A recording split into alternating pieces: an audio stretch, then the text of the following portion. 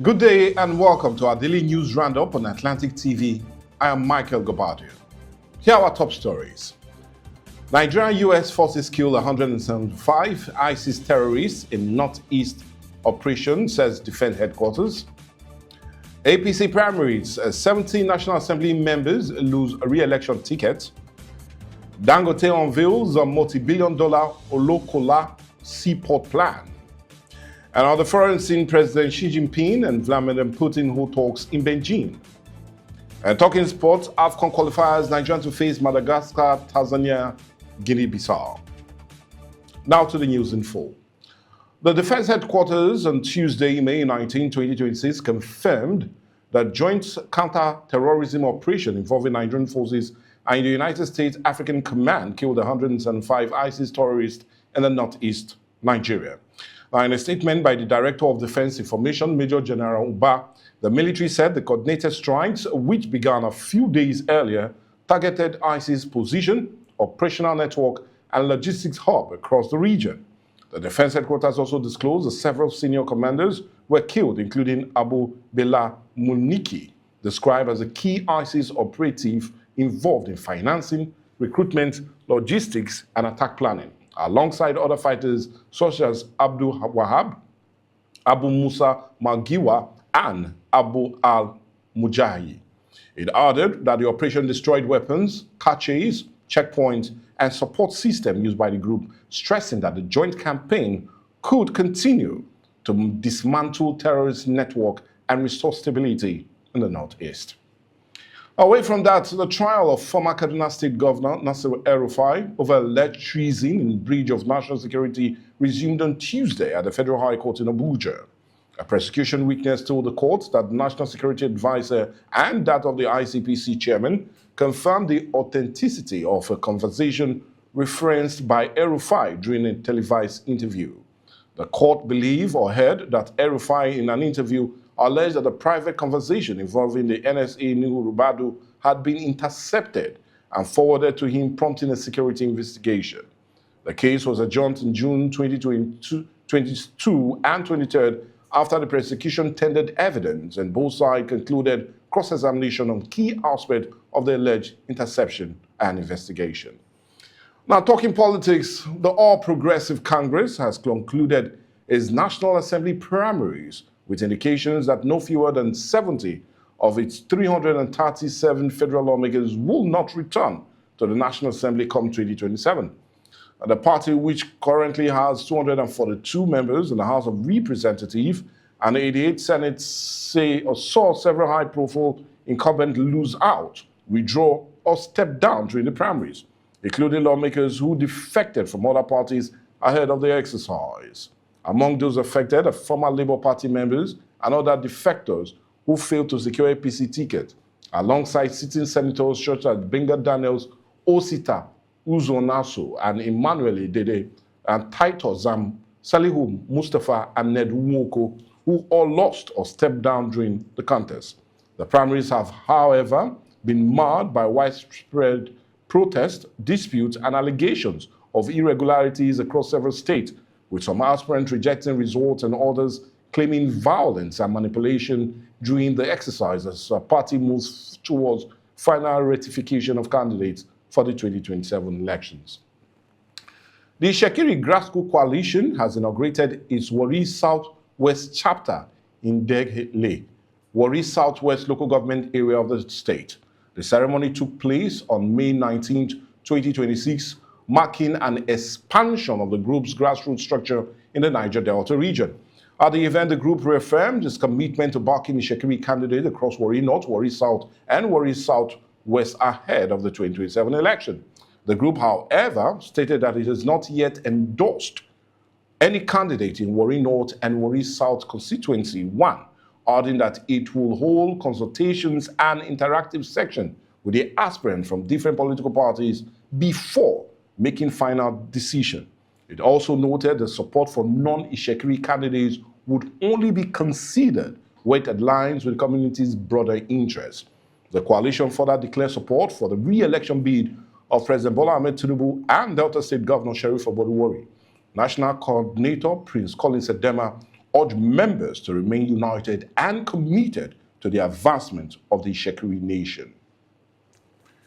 Talking business, Dangote Industries Limited has begun preliminary work on the multi-billion-dollar deep-sea port project at the Olokola Free Trade Zone in Ogun State, aimed at expanding its footprint in logistics, maritime infrastructure, and export-driven industrialization. The company says the proposed port, which spans over 10,000 hectares and stretches into part of Ondo State along the Atlantic coastline, is a key component of the Vision 2030 strategy to position the group as a global industry leader.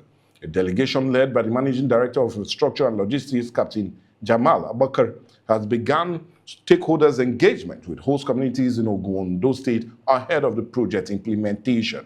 The delegation visited communities include Ode Omi, Araromi, Seaside Kingdom, and Ibakoda, where traditional rulers welcomed the project and pledged support, while the Nigerian Navy also assured cooperation to facilitate development of the strategic maritime corridor. The Delta State government has held a high-level meeting with the management of the Benin Electricity Distribution Company, BEDC, in a renewed push to address persistent power supply challenges across the state. The meeting, chaired by Deputy Governor Sam Monde Oyeme at the Government House of Saba, focused on improving electricity distribution, with government expressing concern over the economic and security implication of erratic power supply in communities. The Deputy Governor reaffirmed that Oborobori's administration commitment to working with relevant stakeholders to achieve stable electricity, describing reliable power as critical to development and citizens' well-being. In response, BDC Managing Director Engineer Jonathan Lawani pledged improved service delivery and assured that additional meters will be deployed to address gaps, while also promising better supply, especially to key areas like Kwale, Uzoro, Eku, and the DSC RSS. With that, we'll go on a break, but when we come back, more news as it concerns the foreign scene as well as sports.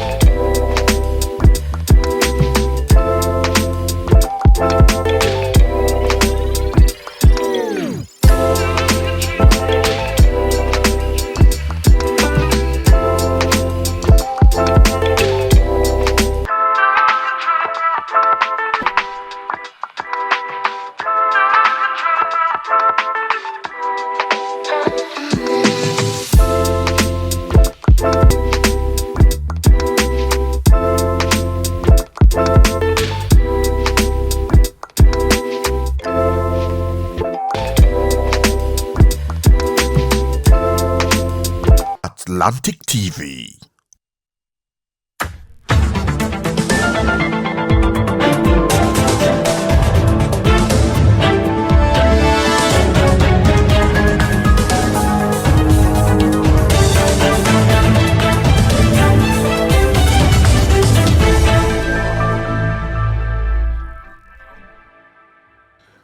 And on the foreign scene, a meeting between Chinese President Xi Jinping and Russia President Vladimir Putin has begun in Beijing, according to Chinese state media. Putin was received at the Great Hall of the People on Wednesday with a ceremonial welcome, including a red carpet reception and national anthem from both countries. Opening the talks, Putin praised strong progress in Russia-Chinese cooperation, while Xi described bilateral ties as unyielding and based on deep political trust. It also called for the de-escalation in the global conflict, including Iran, while both leaders were expected to discuss Ukraine and sign agreements covering energy, trade, and other sectors. Still on the foreign scene, the United States Senate has advanced a war powers resolution aimed at limiting President Donald Trump's ability to use military force against Iran without congressional approval, an ongoing tension linked to the conflict. The procedural vote passed on Tuesday by 50 to 47, with a small number of Republicans joining Democrats in a rare rebuke of the president over war authorities. Democrats urged that Congress not the president, has the constitutional power to authorize military action while warning against deeper U.S. involvement in a prolonged conflict. Senate Minority Leader Chuck Schumer described the situation as dangerously reckless ahead of the vote. Although the measure cleared an initial hurdle, it still faces major obstacles in the Republican-led House of Representatives and will require a two-thirds majority in both chambers to override an expected presidential veto.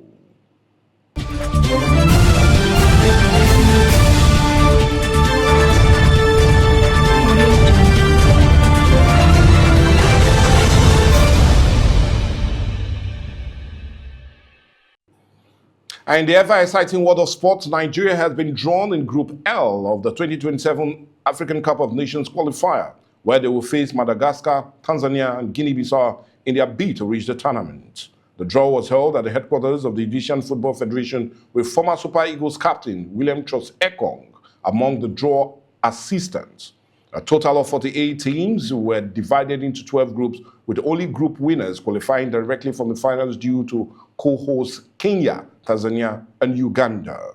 Nigerian players in Pot 1 will meet familiar opponents, having previously faced Madagascar, Guinea-Bissau, and Tanzania in past qualifying campaigns. The Super Eagles recorded mixed results in those encounters, including wins over Madagascar and Tanzania and competitive meeting with Guinea-Bissau.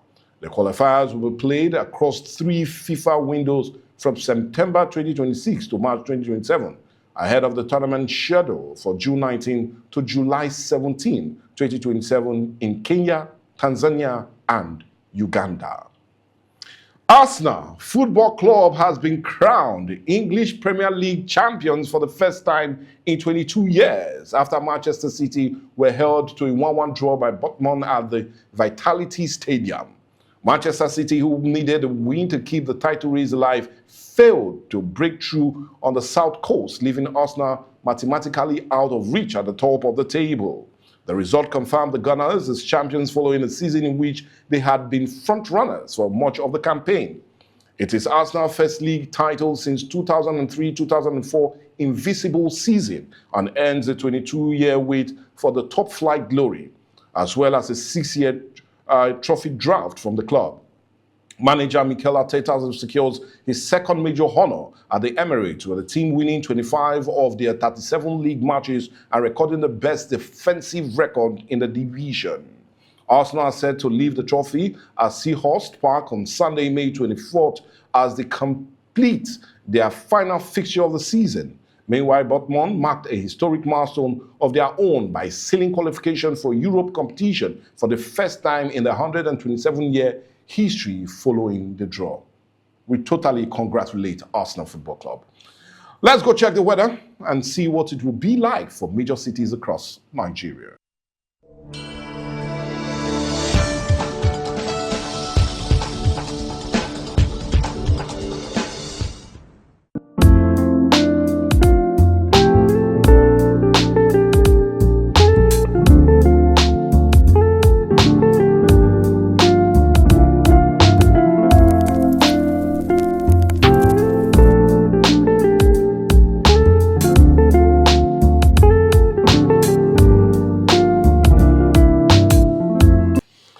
Well, it looks as if indeed it's going to be a wet one for most cities across Nigeria. Ensure you get your umbrella, rain boot, and also cloth to follow.